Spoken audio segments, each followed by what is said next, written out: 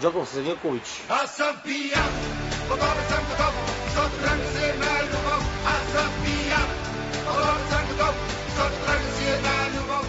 Пусни ми белезниците в име, а? 5-1, 5-1.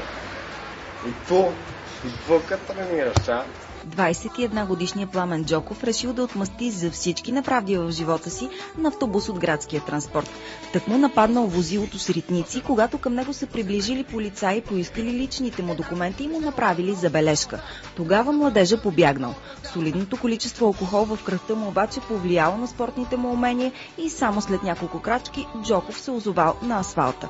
Секунди след това щракнали и белезниците. Докато пристигне бърза помощ, Джоков спретна истински спектакъл на ченгетата. За какво ме задържахте? Зай така, защото няма друга работа. Тръгвам на дискотека. Не на дискотека, а на парти. Знаеш как се казва това парти? Това парти се казва, отиваш и си влизаш и за цяла нощ. Какво си? Ми половин шия ракия съм изпил и те хората ми скачат и ми такова и ми агресират. Какво съм ви направил, хора?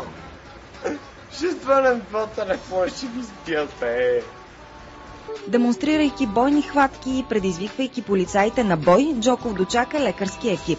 Изнервен до крайност, младежа едва не потроши с ритници и колата на бърза помощ. В крайна сметка Джоков беше откаран в 6-то РПУ, но подвизите му не свършват до тук. Още с пристигането си в районното той нападнал и ударил полицай.